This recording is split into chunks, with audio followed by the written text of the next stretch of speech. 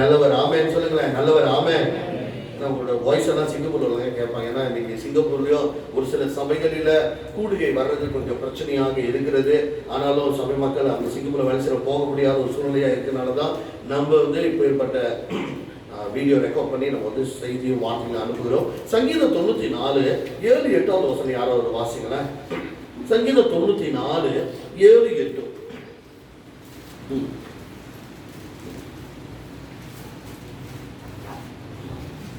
சங்கீதம் சாம்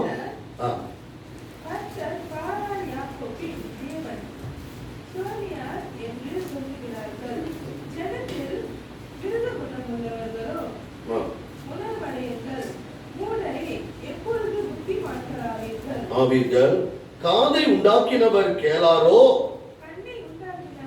காணாரோ என்று 7வது வசனம் வாசிக்கிற வரையில கர்த்தர் என்னதான் பாரார் என்று சொல்றாங்க உலக மக்கள். கர்த்தர் பார்க்கல என்று சொல்லி. அடுத்தது என்னதான் யாக்கோபின் தேவன் கவனியார் என்று சொல்லுகிறார். அதனால அநேக வழியில் நம்ம இப்படிதான் நினைக்கிறோம். நான் ஒரு இக்கட்டான ஒரு சூழ்நிலை, ஒரு நெருக்கமான சூழ்நிலை, ஒரு அழுத்தமான சூழ்நிலை போகிற வழியில கர்த்தர் பாராருன்னா கர்த்தர் பார்க்கலன்னு என்ற அர்த்தம் தான்.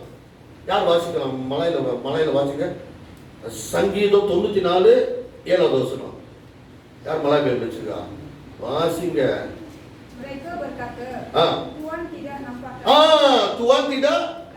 Tuan buta. அப்புறம் இந்த திரை நம்பான்னு என்ன சொல்லுவாங்க? புத்தா தானே சொல்லுவாங்க. அப்புறம் வாசிக்குமா? அல்லாஹ் உம்மத் இஸ்ராயேல் tidak melihat. அவர் என்ன பார்க்கல, அவர் என்னதான் கவனிக்கல. இன்னைக்கு நம்ம இப்படிதான் நினைக்கிறோம்.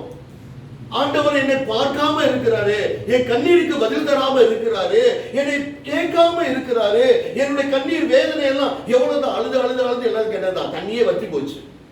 ஆனா தெய்வ சமூகத்துல இருதயத்தை ஊத்துங்க. ஆமென் அல்லேலூயா. கண்ணில தண்ணி வரலனாலும் பரவாயில்ல, இருதயத்தை ஊற்றுங்க. ஆமென் அல்லேலூயா. இருதயத்தில் வருகிற அந்த ஊற்று தண்ணீரானது நம்மை விடுதலைக்குள்ளாய் கொண்டு வருகிறது. சிலர் பார்த்தீங்கன்னா ஒப்பேர் வைப்பாங்க பாருங்க. என்னதான் இஸ்ரவேல் ஜனங்க அப்படிதான் ஒப்பேரி வச்சாங்க, புலம்புவாங்க. அப்படியே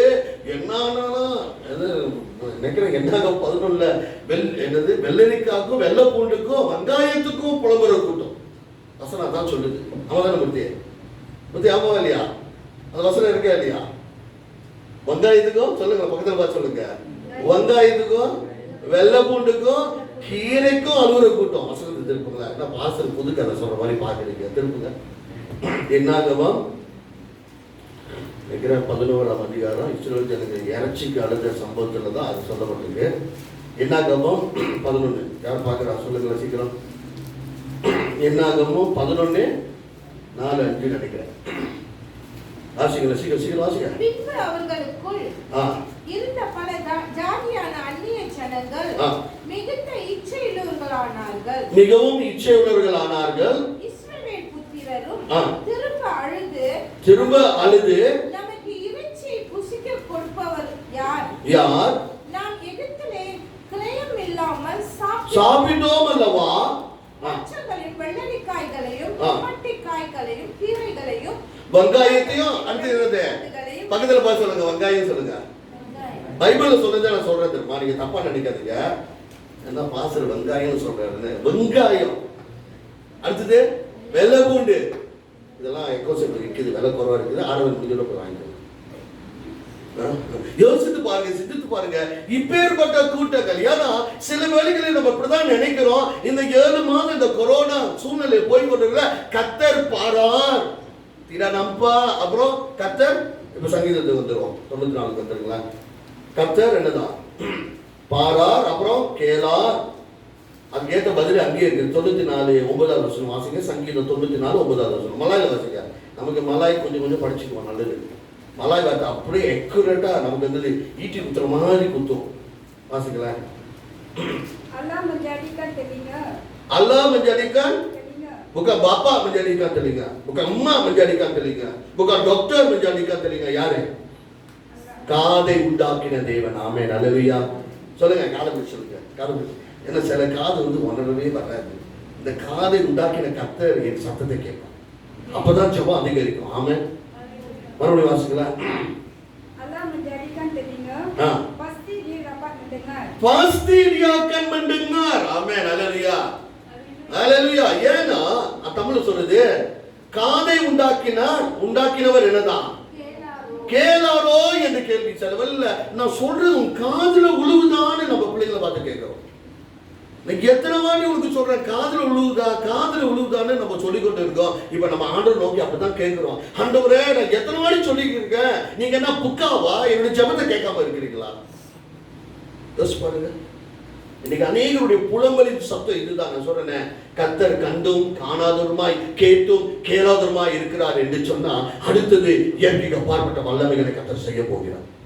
கையில தெரியாம நான் பயன்படுத்த. ஆமென். நான் சுவாசிக்கிறேன், நான் அறிக்கை செய்கிறேன், நம்ம நினைக்கிறோம். அடுத்தது வாசிக்கல, தமிழ்ல வாசிக்கல. 8வது வசனம் 94:8.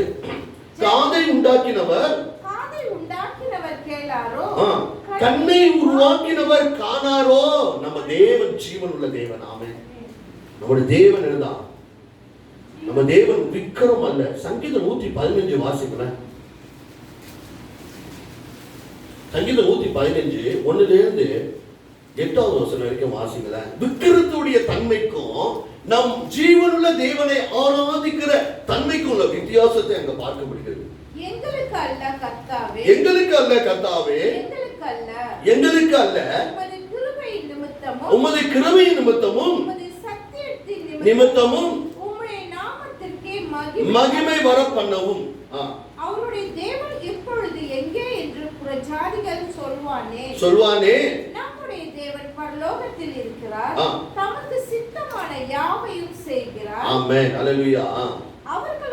அவர்களுடைய விக்கிரங்கள் வெள்ளியும் பொன்னும் மனுஷனுடைய கைவேலையுமாய் இருக்கிறது. ஓகே, பாருங்களேன். இன்றைக்கு நம்மை உண்டாக்கின தேவன் பார்க்கிறவர், அவர் கண்ணுடையவர். ஆமென்.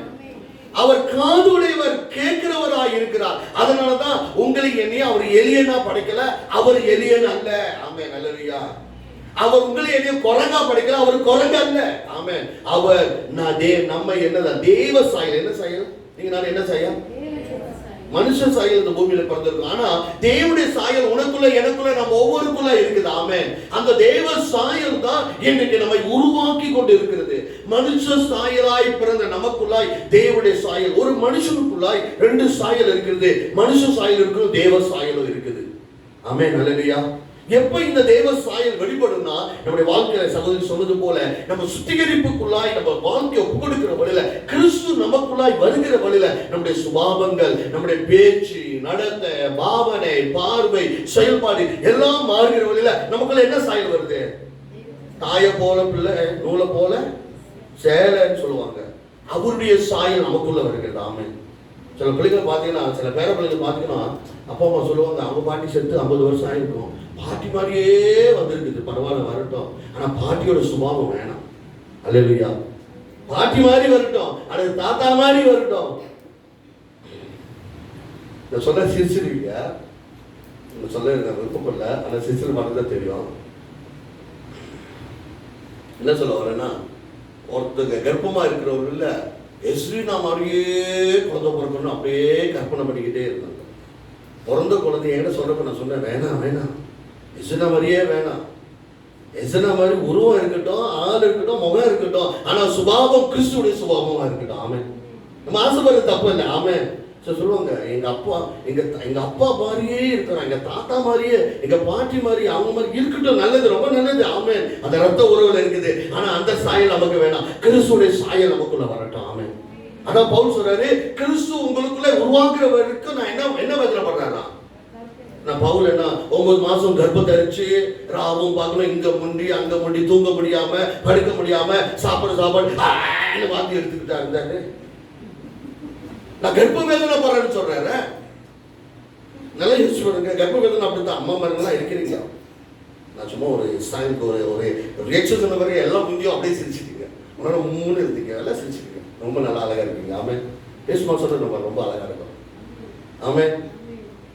பாருங்க, அவர் சொல்றாரு, கிறிஸ்து உங்களுக்குள் உருவாக மட்டும் நான் கர்ப்ப வேதனை படுகிறேன் என்று சொன்னா, இன்றைக்கு இந்த சாயல் உருவாகிற சாயல் இந்த பாடுகள் வழியாய், உபத்திரம் வழியாய், வேதனை வழியாய், சோதனை வழியாய், உபத்திரங்கள் வழியாய், பல வழியாய் நம்ம கடந்து போய் வந்து நம்ம வருகிற வேலைகளில் தான் கிறிஸ்துடைய சாயல் இன்னைக்கு இருக்கும் ஆராதனையில. ஆனா வீட்டுக்கு போனவங்க ஒரு பிரச்சனையை சந்திக்கிற வழியில அந்த சாயல் என்ன சாயலா மாறிடும்?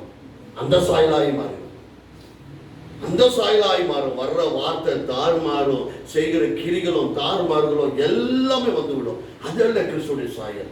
ஒரு மனுஷனுக்குள்ளாய் மனுஷனாய் பிறக்கிறோம், மனுஷனுக்குள்ளாய் கிறிஸ்து சாயல் உருவாகும். இதுதான் ஆண்டவர் இன்னைக்கு எதிர்பார்க்கிறார். ஆமென். இந்த வசனம் பாருங்க, விக்கிரத்துடைய சுபாவங்களை குறித்து அங்கு சொல்லப்பட்டிருக்கிறது.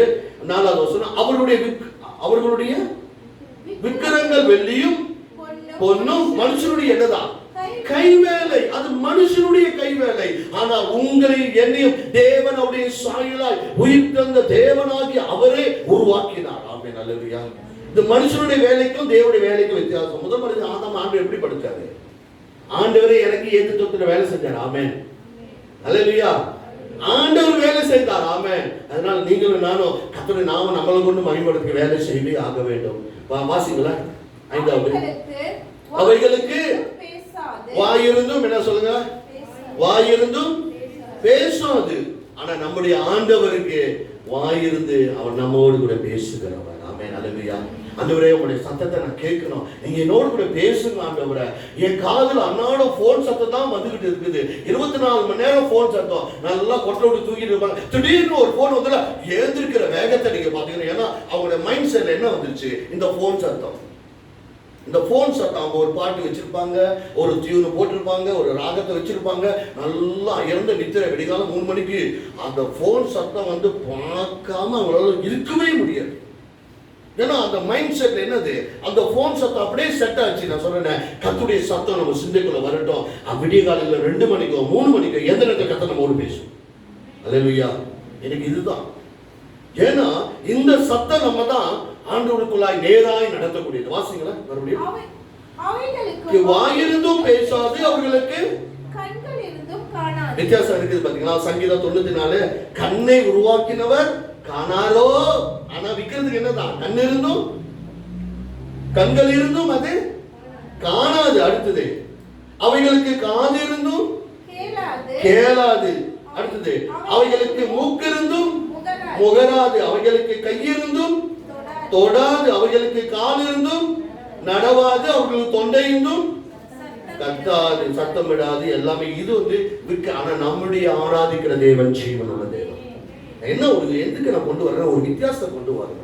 அதனாலதான் நம் தேவனை நோக்கி கூப்பிடணும், அவருடைய சமூகத்துல நம்ம வரணும், ஆராதிக்கணும், காரியம் நம்ம செய்யணும். இன்றைக்கு நம்முடைய வாழ்க்கையில ஒரு பெரிய விடுதலை கத்த தரணும்னா, ஆண்டவர் நமக்கு நம்முடைய வாழ்க்கையில பெரிய காரியங்களை செய்யணும்னா, நம்ம அவரை நோக்கி. யார் மௌனமா இருப்பா? யார் மௌனமா இருப்பா? கண்டிப்பா ஊமையாச்சும் ஏதாவது செய்யல. ஏதாவது இன்னைக்கு நான் இன்னைக்கு இங்க வரல. இன்னைக்கு காலையில எல்லாம் செல்சியா சர்ச்லேயே அங்கேயே இருந்தோன்னே, நம்ம செல்சியா இருந்து ஒரு கத்தோலிக்க பின்னணியிலேருந்து ஒரு பிரதர் வந்து அவர் வந்து பேச தெரியாது. ஆனால் அவர்கிட்ட நான் பட்ட பாடு இருக்க சுவிசேஷம் சொல்லி ஜெபிக்கிறதுக்கு. கத்தோலிக்க பின்னணியில் அவர் ஒண்டி தான். அவங்க அண்ணெல்லாம் சிங்கப்பூரில் லாக்டவுனில் மாட்டிருக்காங்க. அவர் ஒண்டி இருக்கிறாரு. அவருக்கு வந்து ஹார்ட் ப்ராப்ளம், அவருக்கு கையை வந்து ஸ்ட்ரோக் எடுத்து ஒண்டி இருக்கிறதுனால, பசங்க நீங்கள் எப்போல்லாம் ஃப்ரீயாக இருக்கிறீங்களோ அப்போ போய் பாருங்கன்னு சொன்னால் காரி ஓட்டுவார். அவர் காரி கொஞ்சம் மாடிஃபை பண்ணி எப்படியோ ஓட்டுவார். வயதானவர் சிலஸ்டியாக தான் வராரு. இன்றைக்கி நான் ஃபோன் அடிச்சோன்னா வாங்கப்பா உங்களோட பார்க்கணும், ஜெபிக்கணும், பேசணுன்னு நான் அவர்கிட்ட சொல்ல. அவர் இது நான் ஒரு படிப்புக்கு வருவதான் எதையோ தட்டி எதையோ காட்டி என் பாசையில் நானும் சொல்கிறது அவருக்கு புரிஞ்சுது, அவர் பாசை சொல்கிறது எனக்கு புரிஞ்சுது. ஆக மொத்தம் தேவன் எல்லாவற்றையும் மறைந்தவராக இருக்கிறார். ஏன் என்ன சொல்கிறேன் என்று சொன்னால், நம்முடைய தேவன் அதனால தான் அடிக்கடி சொல்லுவாங்க, ஊமை எப்படி ஜெபிப்பாங்க? நீங்கள் இன்னும் கொஞ்சம் ஊமையாக ஒரு எக்ஷன் பண்ணுங்களா, கொஞ்சம் செய்யுங்களா, செய்யுங்க, பரவாயில்ல. சாலி சப்ளைன் மாதிரி இருப்பீங்க, இது பார்க்குறீங்களா? செய்யுங்க, 1 2 3 நான் செய்வேன். நீங்கள் எப்படி செய்வீங்க? நீங்கள் ரொம்ப நல்ல பிள்ளை பாருங்க. வீட்டில் போடுற சத்தமும் கத்துற கத்தும் 10 வீட்டுக்கு இருக்கும். 10 வீட்டுக்கு கேட்கும். ரெக்கார்ட் பண்ணியிருக்கேன். பிள்ளைங்கிட்ட வாலிப எப்படி சொல்கிறாங்க, அம்மா சத்தம் போகிறப்ப ரெக்கார்ட் பண்ணி அப்படியே பாசத்துக்கு வாட்ஸ்அப் பண்ணிட்டு இருக்கேன். இங்கே போட்டுருவோம்.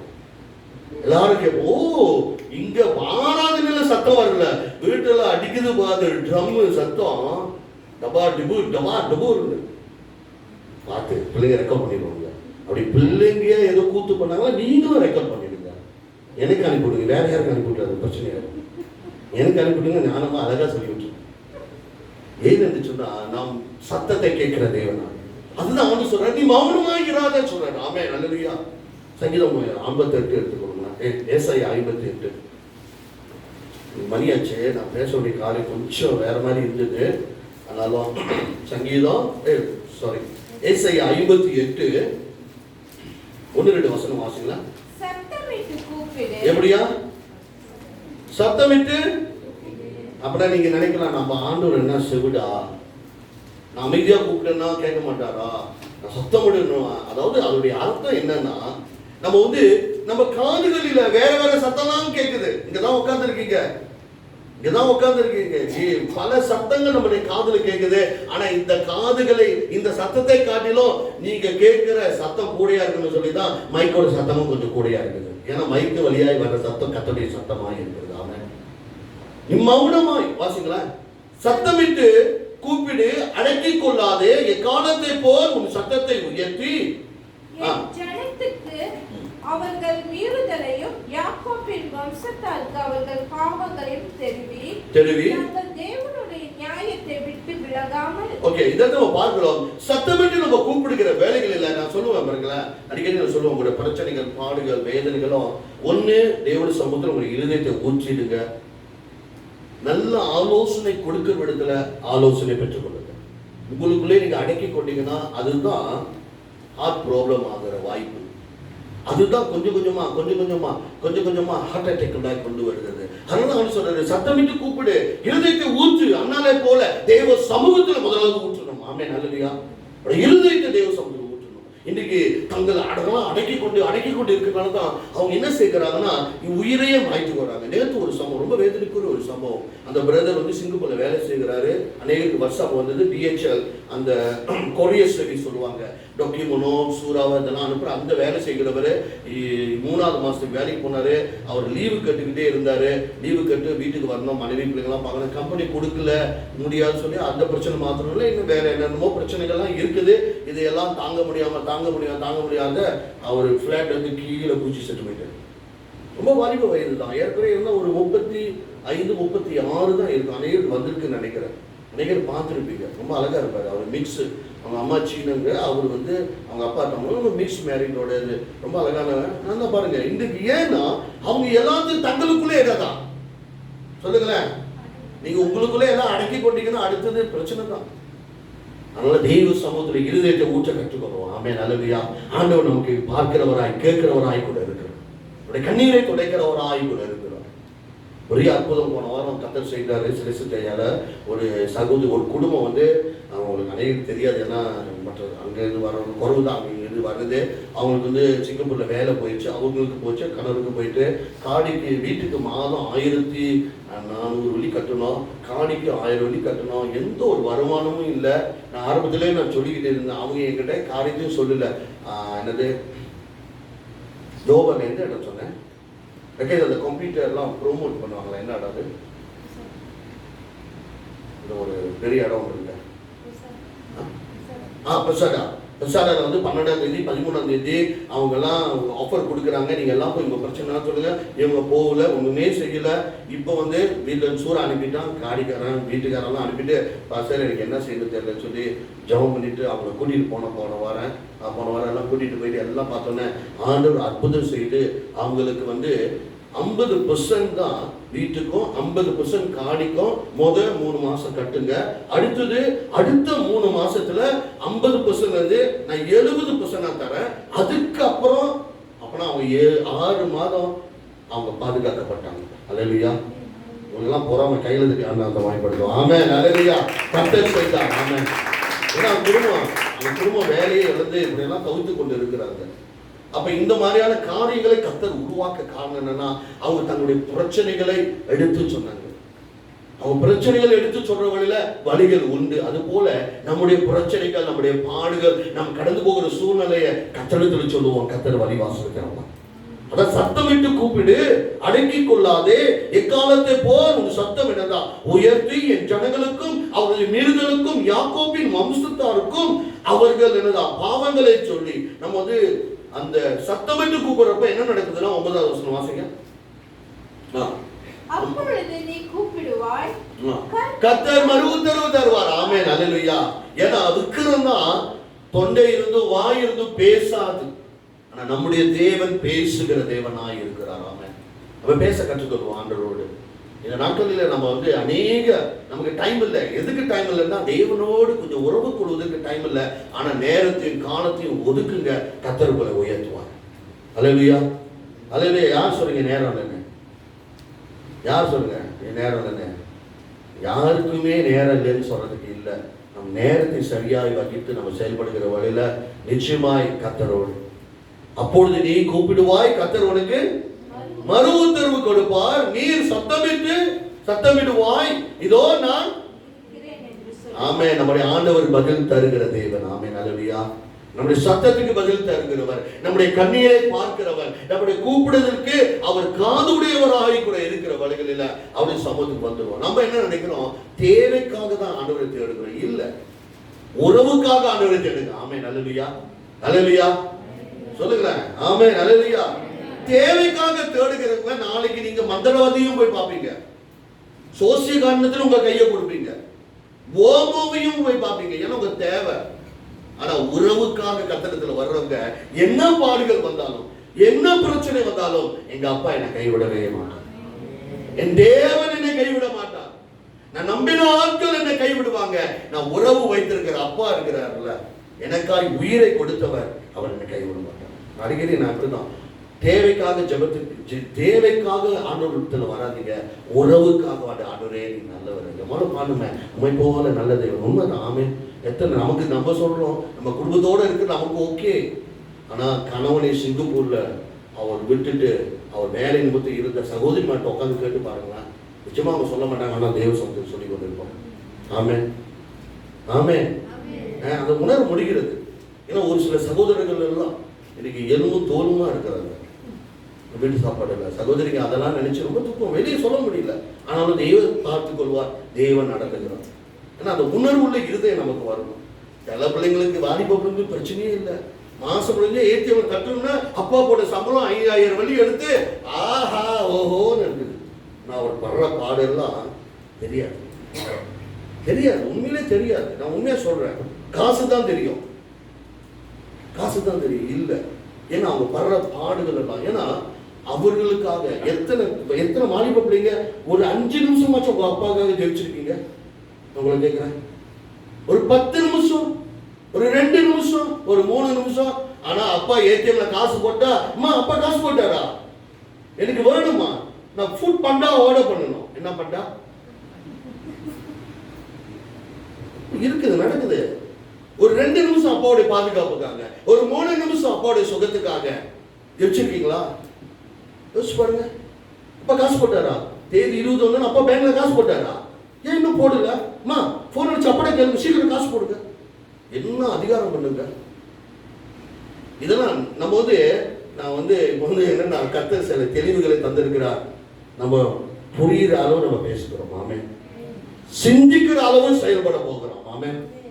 அதனால நல்லா யோசிச்சு பாருங்க. அதனாலதான் உங்க தாய் தகப்பனை நம்ம கனப்படுத்தணும். இன்னைக்கு எத்தனையோ வாலிப நான் இருக்கேன், நான் பார்க்கறதுக்கு அல்சடாக இருக்கிற வாலிப பிள்ளைங்க ராஜ வாழ்க்கை. 5 வருஷமா இன்னும் வேலைக்கு போகாம வீட்டுல சாப்பிட்டுட்டு இருக்குது. 3 வருஷமா இன்னும் அப்பாவே நம்பிக்கிட்டு இருக்குது. வேலைக்கு போக வேண்டிய வயசு. யோசிச்சு பாருங்க. வேலைக்கு போனாலும் பரவாயில்ல, ஒரு 2-3 வருஷம் ஆண்டவரே எங்க அப்பாவை பாதுகாத்து கொள்ளுங்க, நடத்துங்க, நல்ல சுகத்தை தாங்க, கருத்து தாங்க, ஜெயிச்சிருக்கலாம். நியாயத்து இருக்கிற ஒரே கேட்டுக்கோங்க.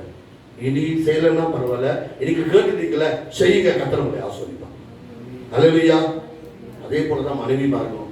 நீங்களாம் இருக்கிறீங்க, அவங்க படுற பாடு அவங்களுக்கு தான் தெரியும். ஏன்னா ஒரு சில சகோதரர்கள் போன் அடிச்சோன்னா பாஸ்டர் சொல்லுவாங்க.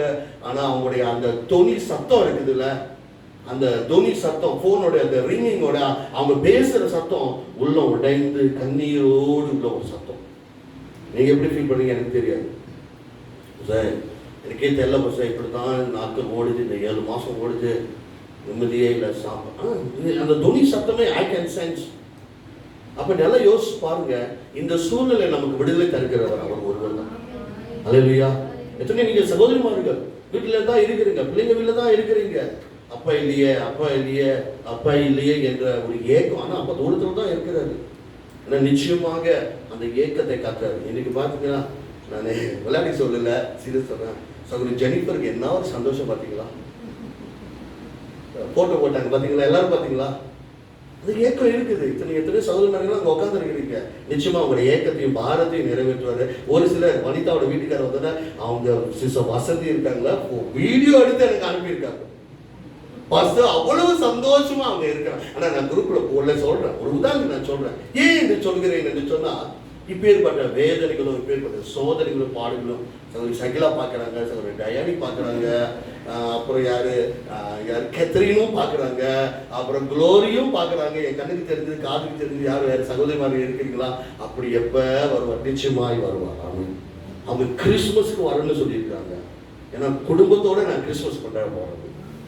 அவர் எக்னேஸ் இருக்கிறாங்க, எல்லாரும் இருக்கிறீங்க. நான் விட்டுட்டு மன்னிச்சு கொள்ளுங்க, நீங்க ஏக்கத்தோடு தான் இருக்கிறீங்க எல்லாரும். அதுவும் பிரச்சனையா இருக்குது.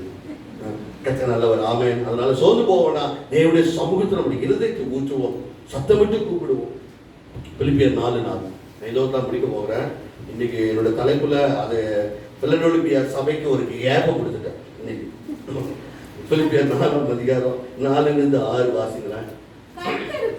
கர்த்தருக்குள் எப்பொழுதும் சந்தோஷமாய் இருங்கள், சந்தோஷமாய் இருங்கள் என்று மறுபடியும் சொல்லுகிறேன். சாந்த குணம் எல்லா மனுஷருக்கும் தெரிந்திருப்பதாக. கர்த்தர் சமீபமாக இருக்கிறார்.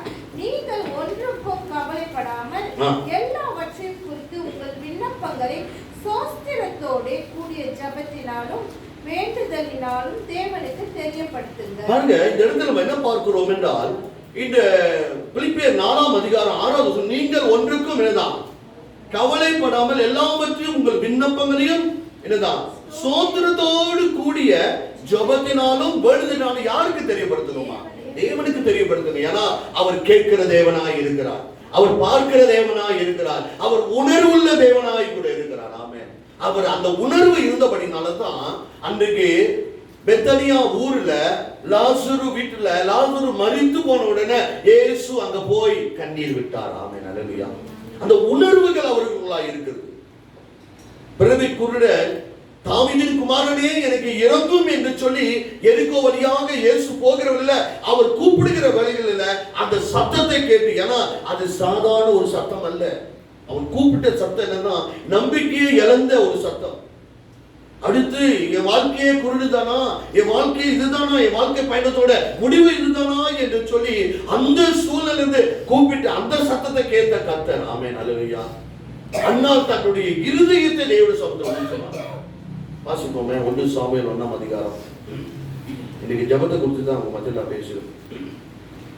ஏன்னா இன்னைக்கு நாம் ஜெபிக்கலன்னா சூழ்நிலை மாறவே மாறாது. ஜெபிக்கிற பிள்ளைகளுக்கு போராட்டம் உண்டு, பாடுகள் உண்டு.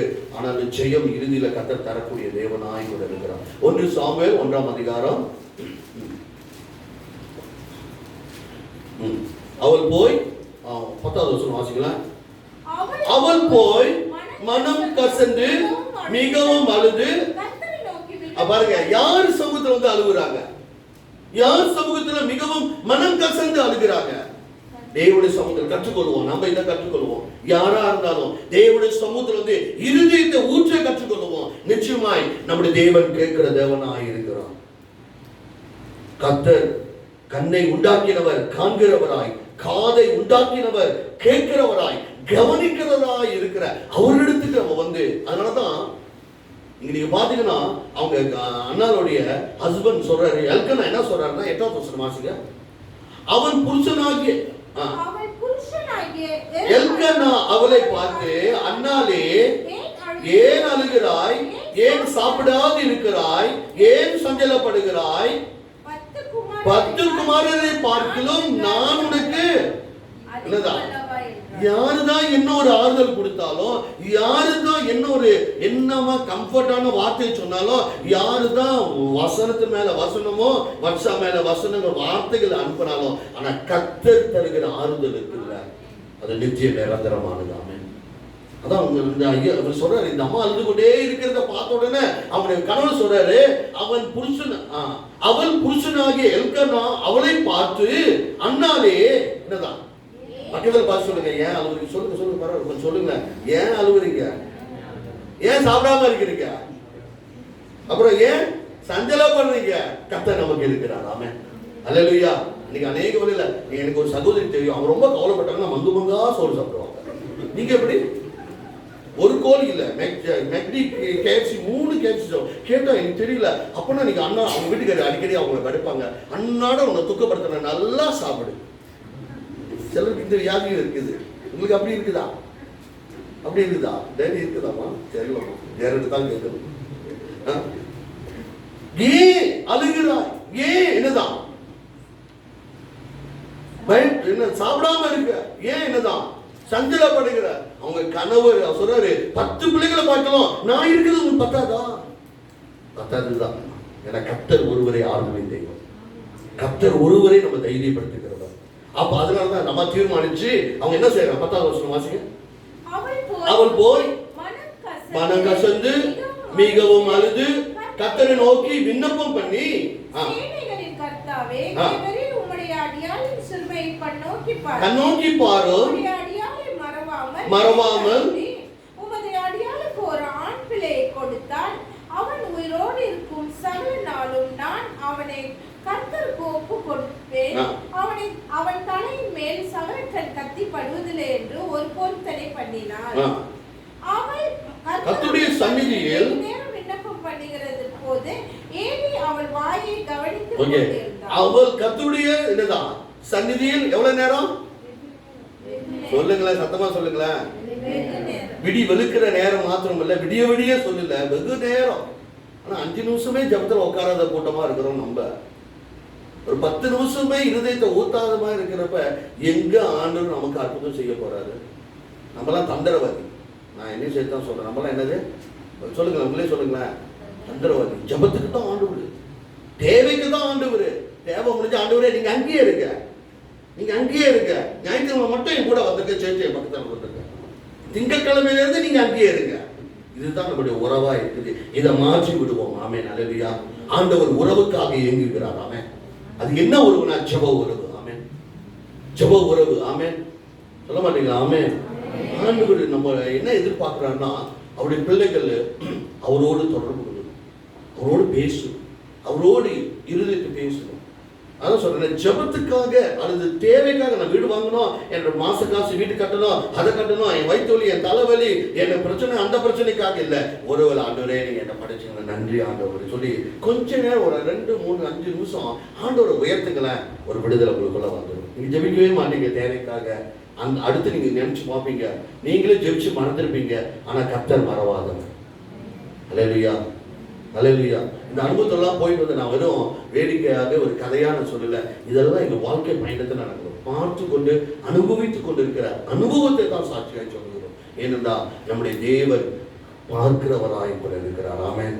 அவர் கேட்கிறவராய் கூட இருக்கிறார், அவர் உணர்வுள்ளவராய் கூட இருக்கிறார். அதனாலதான் பாருங்க, இந்த அம்மா வந்து இருதயத்தை ஊற்றினாங்க. 15வது வசனம் வாசிங்க. அதற்கு அண்ணால் அப்படி இல்லை என் ஆண்டவனே, நான் மன கிளேசம் உள்ள ஸ்திரீ, நான் திராட்சை ரசமாகிலும் மதுவாகிலும் குடிக்கவில்லை. நான் கர்த்தருடைய சந்நிதியில் என் இருதயத்தை தான் ஊற்றி விட்டேன். அந்த அம்மா அறிக்கை செஞ்சு விட்டு கொடுத்து ஆண்டு கட்டல நீங்க பார்த்து கொள்ளுங்க சொல்லி அடுத்தது அதே வசனம் சொல்லுகிறது. அப்புறம் அந்த அம்மா என்னதா தூக்கமா இருக்கவில்லையா? ஆமென், அல்லேலூயா. 15வது வசனம் வாசிங்க. அப்பொழுது அவள் அதே 18வது வசனம் 1ஆம் அதிகாரம் 18. அப்பொழுது அவள் உம்முடைய அடியாளுக்கு உம்முடைய கண்களிலே தயவு கிடைக்க கடவது என்றால் பின்பு அந்த ஸ்திரீ போஜனம் செய்தால் அப்புறம் அவள் துக்க முகமாய். ஆமென், அல்லேலூயா. ஆண்டவரிடத்துல நல்ல உறவுக்குள்ள வந்துட்டோம்னா நான் சொல்றேன், நம்ம பயப்பட மாட்டோம். கர்த்தர் நமக்கா யாவையும் செய்ய முடியும். இந்த நாட்களில், இந்த கொரோனா நாட்களில் எல்லாமே பயந்து நடுங்கி கொண்டு இருக்காங்க. ஆனாலும் கூட இதெல்லாம் சம்பவிக்க வேண்டியது இன்னைக்கு ஒட்டுமொத்த உலகமே. நீங்க பாத்தீங்கன்னா எத்தனை பேர் நினைக்கிற வாட்ஸ்அப் குரூப்ல வந்துச்சு, டொனால்ட் ட்ரம்ப் வந்து அதை சொன்னாரு, இதை சொன்னாரு. அவர் சொன்னாரு, he is my king. சொன்னாரா இல்லையா? சொன்னாரா இல்லையா? கிங் சொன்னாரா, மை பாஸ் சொன்னாரா? நான் தப்பா சொன்னேன், என்ன திருத்தவே மாட்டேங்க. he is my boss. My boss is Jesus Christ. முழு அமெரிக்காவும் முழு உலகமும் முழு ஒட்டுமொத்த நாடே கேட்கிற அளவுக்கு அவர் சொல்றாரு, he is my boss, he is Jesus Christ. நம்ம நீங்க நான் சொல்லுவோம் என்றால் இந்த இரவை விடுதலை இரவு இருந்து நின்று கர்த்தரை கற்றுக்கொள்ளும். அவர் நம்மளுடைய எஜமானனாய் இருக்கிறார். கண்ணை உண்டாக்கினவர் பார்க்கிறவராய், காதை உண்டாக்கினவர் கேட்கிறவராய் கூட இருக்கிறார். அவர் என்னுடைய எஜமான், என்னை வாழ வைக்கிற எஜமான், எனக்கு நன்மை செய்கிற எஜமான், எனக்காய் போராடுகிற எஜமான், எனக்காக யாவையும் செய்து முடிக்கிற எஜமானனாய் கூட இருக்கிறார். அவரிடத்துல ஆண்டவரே, நான் ஒன்றும் இல்லை ஆண்டவரே, நான் குப்பையும் தூசியும் ஆனவன், நான் எதற்கும் உதவாதவன் ஆண்டவரே, நான் புறக்கணிக்கப்பட்டவன், நான் தள்ளப்பட்டவன்.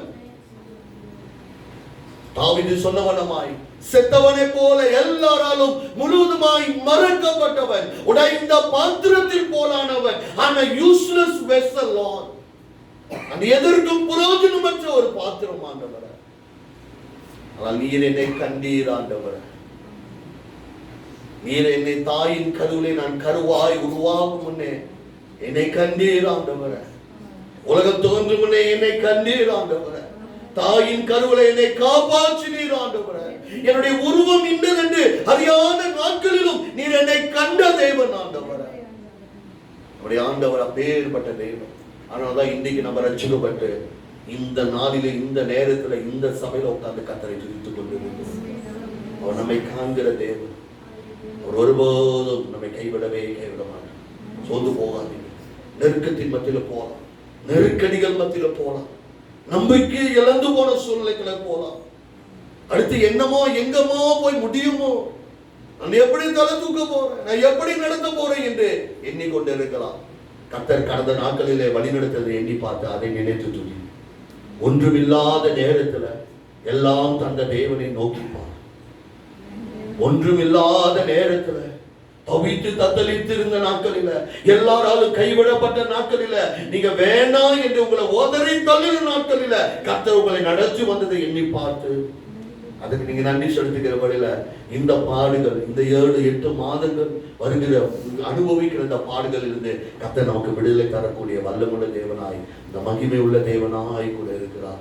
இஸ்ரவேல் ஜனங்களை போல முறுமுறுத்து புலம்புகிற கூட்டமாய் இராதபடி கர்த்தரை துதிக்கிற ஜனமாய், கர்த்தருக்கு நன்றி செலுத்துகிற ஜனமாய், எக்காலத்தை உயர்த்துகிறவர்களா சொல்றாரு. ஜெபிக்கிற பிள்ளைகளுடைய வாழ்க்கையில சுக வாழ்வு சீக்கிரத்துல துளிர்க்கும்.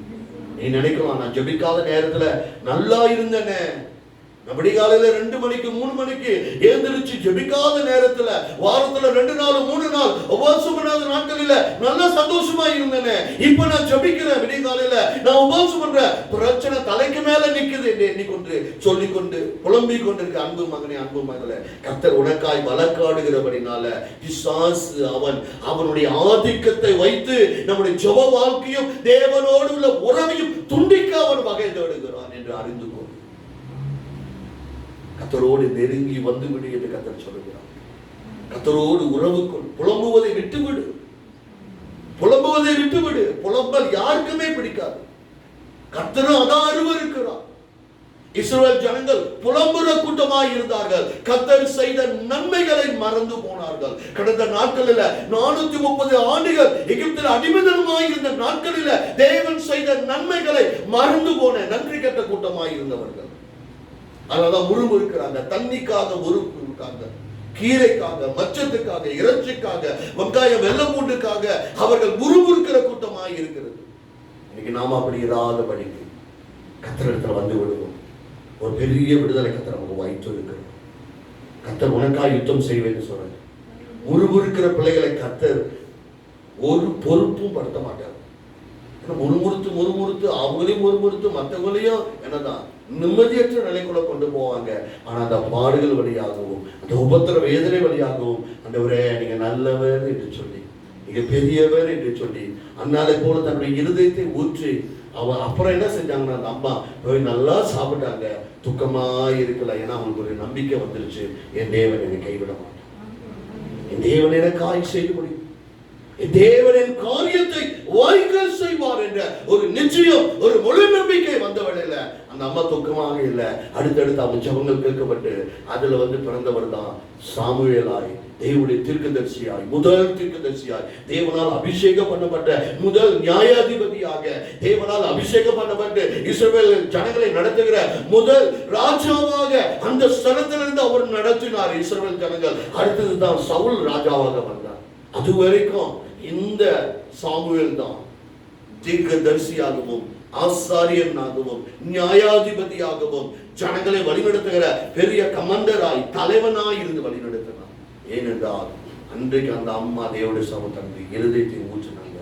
இன்றைக்கு நாம் தேவனுடைய சமூக இருதயத்தை ஊற்றுகிற வழியில வருகிற நாட்களில் அறுவடையை பார்க்க போகிறோம். வருகிற நாட்கள் அந்த நன்மையை பார்க்க போகிறோம். வருகிற நாட்களில் அந்த அற்புதத்தை பார்க்க போகிறோம். வருகிற நாட்களில் கர்த்தர் செய்தார் என்று சொல்லி அவரை நம்ம மகிமைப்படுத்த போகிறோம். நம்முடைய தேவனை எவ்வளவு நல்லவராக இருக்கிறோம். அப்படி நின்றவனமாக மத்திய இருக்கிற ஊழியர் மூர்த்தி வந்து கொஞ்சம் சொல்லிக்க எல்லாரும் ஒன்று குடிச்சாங்க. கர்த்தர் எதிர்பார்க்கிறார் இந்த நாட்களில். அநேக வகையில பிரச்சனையை தான் கண்ண முன்ன வைக்கிறோம். உடைய பாடுகள் உபத்திரவங்களை தான் கண்ண முன்ன வைக்கிறோம். நான் கர்த்தரிடத்துல வந்து விடுவோம். குடும்பத்துக்காக ஜெபிப்போம். குடும்ப ஜெபங்களை உருவாக்கி கொள்ளுங்க. நேரங்களை ஒதுக்கி தேவ சமூகத்துல காத்திருங்க. தேவன் மகிமையான காரியங்களை அவர் செய்து முடிக்கிற தேவனாய் கூட இருக்கிறார். ஊழியர் ஜெபிக்க நம்ம ஒன்று குடிச்சோம்.